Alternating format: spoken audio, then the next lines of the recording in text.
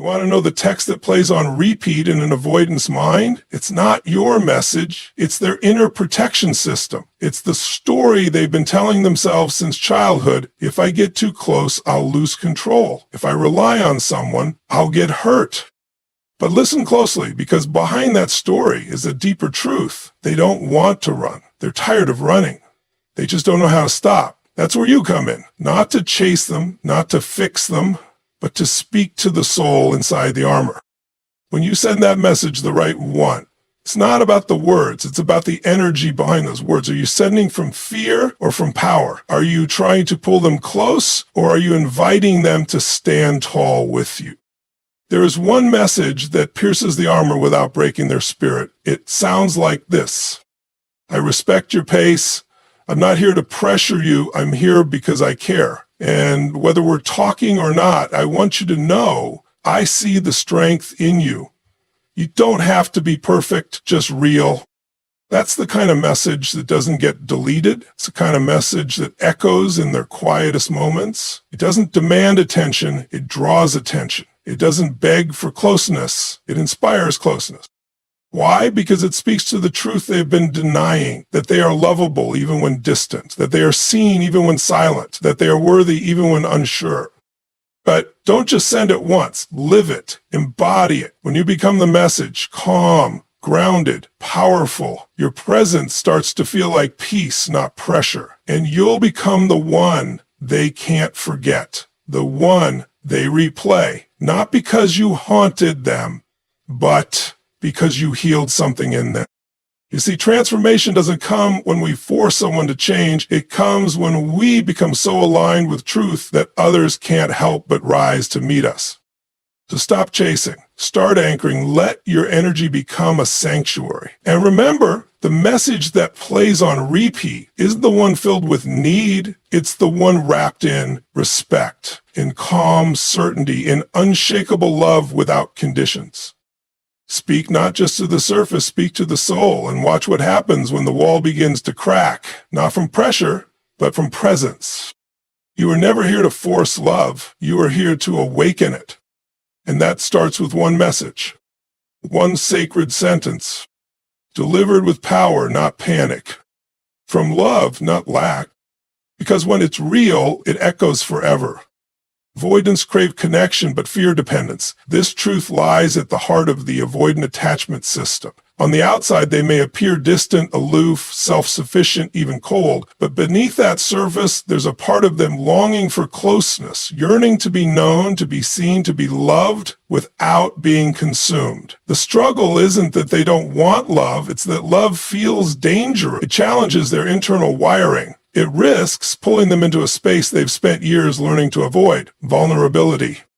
Most avoidantly attached individuals develop their patterns early on. Often in childhood, they learned that expressing needs meant disappointment or rejection, that opening up led to being dismissed, shamed, or abandoned. So they adapted. They told themselves, I'm fine on my own. They found comfort in control. Independence became survival. Closeness became a threat. Not because they hate intimacy, but because it was never safe. And yet, this is the paradox, they still want it. They still want someone who can reach them, hold them, see through the cracks without pressing too hard. They want that magnetic pull of connection, that feeling of being loved without losing themselves. But every time someone gets close, the old fear kicks in. Will I be overwhelmed? Will I lose my autonomy? Will I get hurt again? This creates a powerful push-pull dynamic in their relationships. They step closer, then pull away. They open up, then shut down. They crave connection, then sabotage it. Not because they're cruel or broken, but because their nervous system is doing what it thinks it must to protect them. Love feels like surrender, and surrender feels like risk. So when you text an avoidant, when you try to reach out, understand that you're not speaking to their logic. You're speaking to their nervous system, to a deeply ingrained pattern of self-protection. And this is why it's not enough to say, I love you, or I miss you. If those words come with pressure, if they hint at need or urgency, they won't land. In fact, they'll trigger the very defense mechanisms you're trying to bypass. What they need isn't someone who tries harder. What they need is someone who understands why they pull away and doesn't take it personally. Someone who can hold space for their fear without abandoning their own worth. Someone who says, I see your armor, and I also see the heart you're hiding behind it. Because here's the truth. The avoidant doesn't want to be alone forever. They just don't know how to trust that closeness won't cost them their freedom. And when you show up with steady energy, when your message communicates calm, respect, and patience, you become the exception to the rule. You become the one who doesn't try to own them, but invites them to be fully themselves. This is how you reach an avoidant. Not through pressure, not through pursuit, but through presence. Through being the calm in their storm, through knowing that behind every wall is someone who's praying in silence to be seen and still loved. Words can anchor safety. In a world where an avoidant constantly feels the need to stay in control, protect their independence, and avoid emotional overwhelm, the power of a single grounded message cannot be overstated. Most people underestimate the emotional weight that language carries, especially in relationships involving an avoidant attachment style, but to someone who spent their life guarding their heart, the right words can act like a soft landing, a tether that doesn't pull, but gently holds. It's not about being poetic or overly expressive. It's about offering something that cuts through their overthinking, bypasses their emotional alarms, and speaks directly to the part of them that longs to feel safe.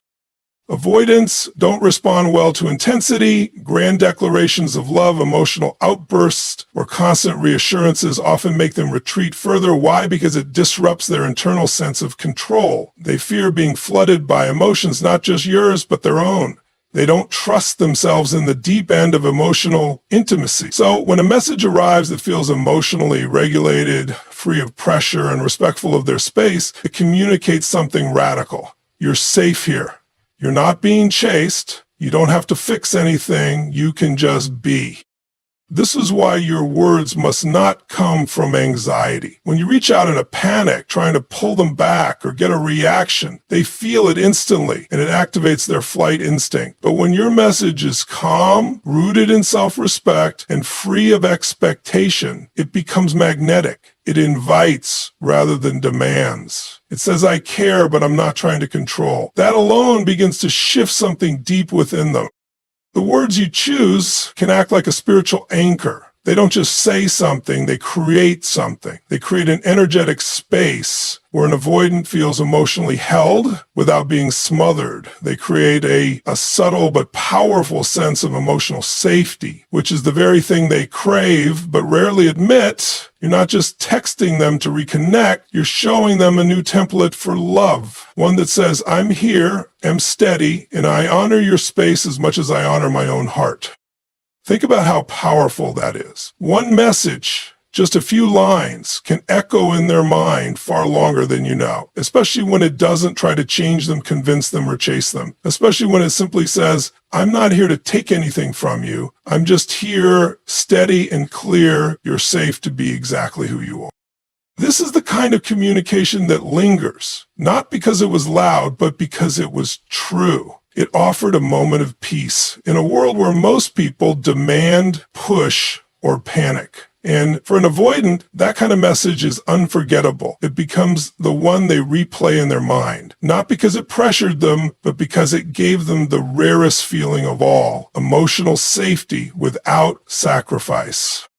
Their inner dialogue is filled with doubt and self-protection. At the core of avoidant attachment is not arrogance or disinterest, it's inner conflict. What looks like distance on the outside is often a battlefield on the inside. An avoidant lives with a constant stream of mental chatter, most of it shaped by fear, past wounds, and survival-based beliefs. This dialogue says things like, don't get too close, you'll get hurt. They'll need too much from you. If you rely on them, you'll lose your strength. These thoughts don't just pop in randomly. They've been rehearsed, repeated, and reinforced over years, sometimes decades.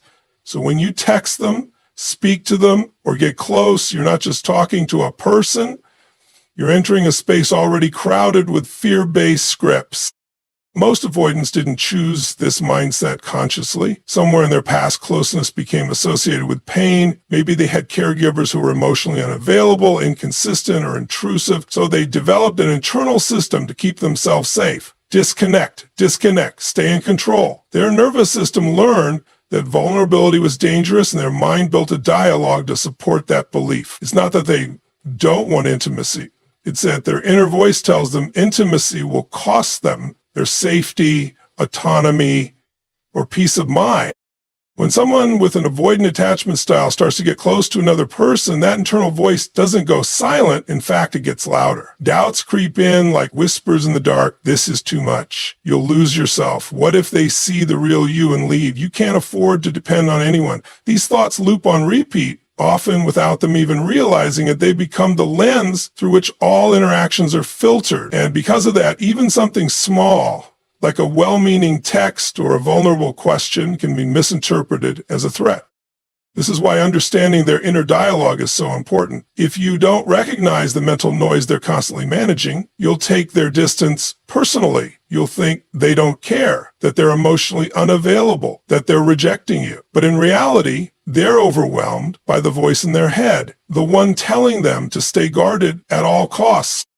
Here's the breakthrough. Your words, when grounded in presence and free from demand, can momentarily quiet that internal storm. You can't silence their inner dialogue permanently, but you can interrupt it. A message that says, I'm not here to take anything from you, just to let you know you're seen, acts like a pause button on their mental chaos. It offers them something rare, a moment of peace in a brain that's constantly bracing for impact. By becoming aware of the script that dominates their mind, you stop reacting to their defense mechanisms and start responding to their deeper truth. Because beneath the fear, beneath the avoidance, beneath all the walls, is someone who deeply wants to be loved, but is terrified of what that love might cost. When you speak from that awareness, your words don't just touch their ears, they reach their soul. The message they need must speak to their soul, not their fear. Most people try to reach an avoidant through logic or emotion, either by explaining their own feelings in depth or by reasoning with the avoidant to open up. But that rarely works. Why? Because fear is not logical, and emotional overwhelm only adds fuel to their instinct to pull away. Avoidants don't shut down because they're cruel or careless. They shut down because their fear hijacks the system, and their nervous system interprets emotional closeness as a signal of danger. So if you want your words to land, they can't just address surface-level issues or emotional demands. They must go deeper. They must bypass the noise of fear and touch the truth within. Fear-based communication, anything that hints at urgency, desperation, or emotional pressure only reinforces their belief that closeness is dangerous. When a message sounds like, "Why aren't you answering?" or "I need you to tell me how you feel," the avoidant brain hears, "You're being trapped." Their system flares up and the walls go higher. This doesn't mean you should never express your feelings, but it does mean that how you express them determines whether your words push them away or pull them in.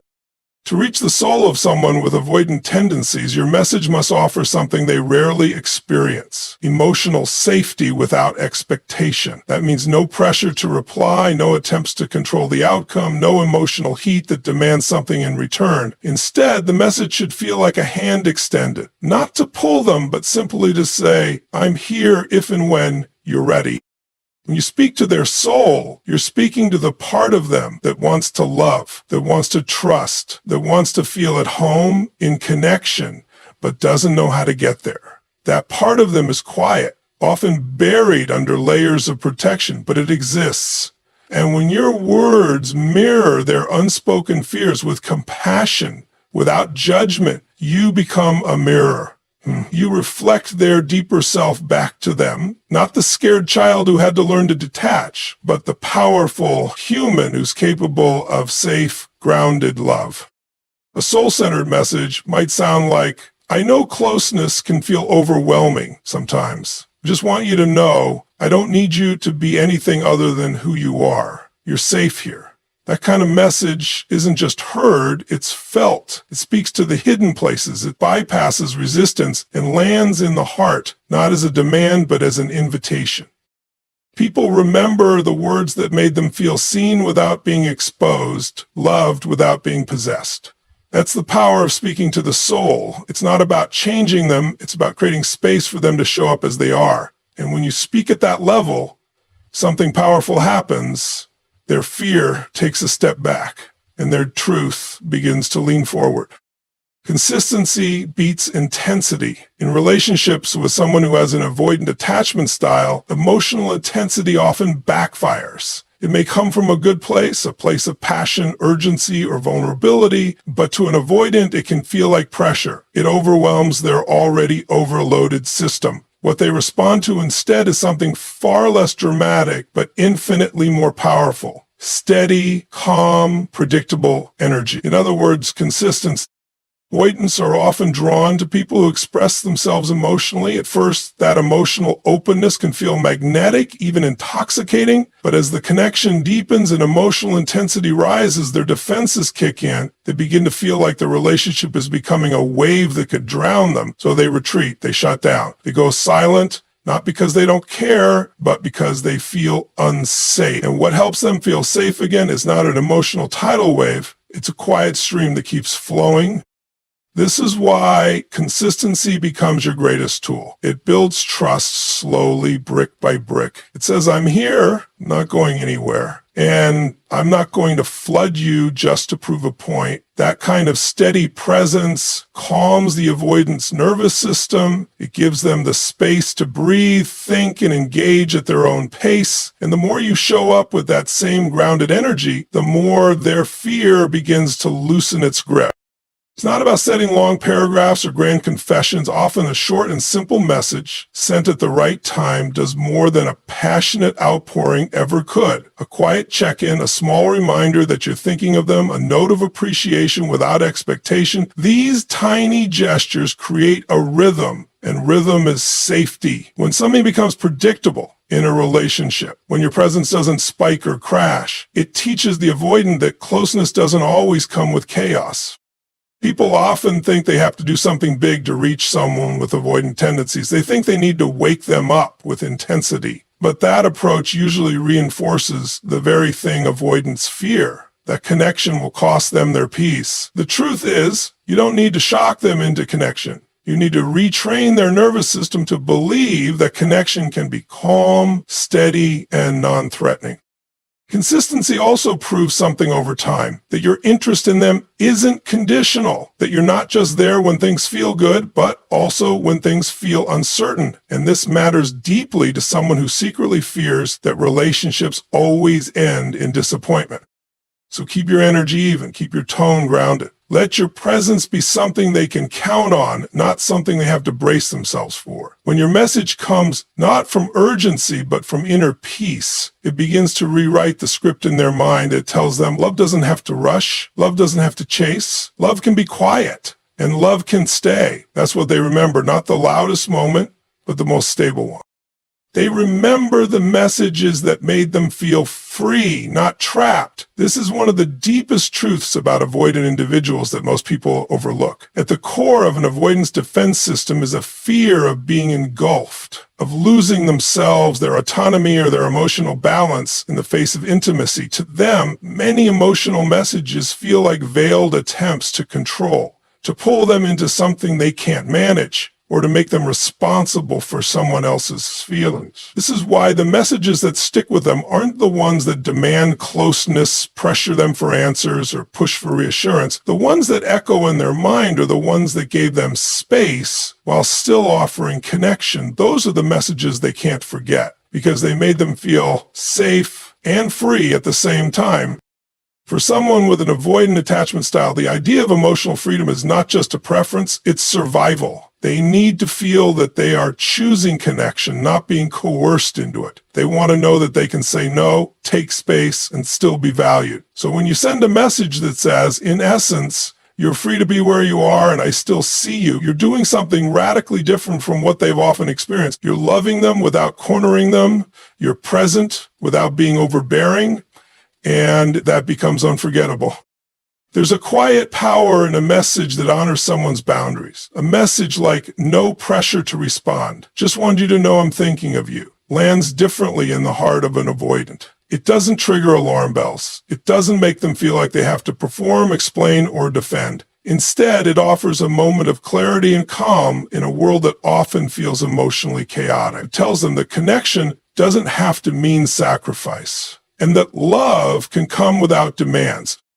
The beauty of this approach is that it builds emotional equity over time. Every time you communicate in a way that respects their need for freedom, it plants a seed. It starts to challenge the old belief that love equals entrapment. Instead, love begins to feel like liberation.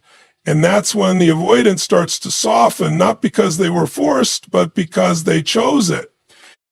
Remember, their mind replays what made them feel safe, what gave them room to breathe, what saw them without suffocating them. You don't need to impress them with intensity. You need to offer them the rare experience of connection without pressure. That's the message that lingers, not because it was loud or dramatic, but because it felt like truth. It gave them the one thing they've always been searching for but didn't know how to ask for, the permission to be fully themselves and still be loved. That kind of freedom is unforgettable. And that kind of message is the one that plays on repeat long after it's read. A powerful message becomes a mirror. This is the subtle but life-shifting truth about communication with an avoidant person. When you send a message to someone with an avoidant attachment style, you're not just reaching out to say something, you're holding up a mirror. You're reflecting back to them who they are in your presence. And that reflection can either reinforce their fears or awaken their truth. It's not about manipulating them into closeness. It's about offering them an image of themselves they rarely get to see. Someone worthy of love, capable of connection, and safe to be fully seen. Avoidants often live in internal contradiction. They want closeness, but they fear it. They want to be loved, but they doubt whether they are lovable without performing or protecting. Most of the time, they interact with people who trigger that very fear, either by being emotionally invasive, reactive, or unpredictable. Over time, this builds up a self-immune rooted in avoidance. I'm too much. I'm not enough. I can't handle connection. I'm better off alone. But when you come along and communicate in a different way, calm, grounded, and without pressure, you reflect a different reality. You say through your presence, you don't have to run, you don't have to hide, you're enough, even here, even now.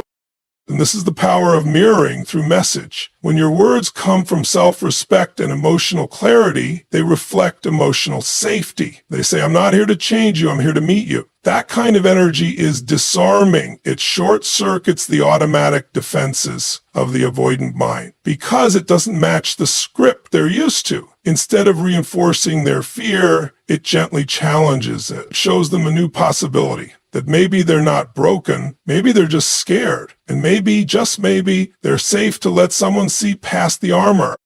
The avoidant remembers the message that fell like a mirror because it awakened a deeper truth within them, not a truth shaped by trauma, but a truth rooted in who they really are beneath the defenses. They don't replay your message because you were poetic or emotionally overwhelming. They replay it because, in that moment, your words showed them something powerful about themselves. They weren't being judged, analyzed, or pushed. They were being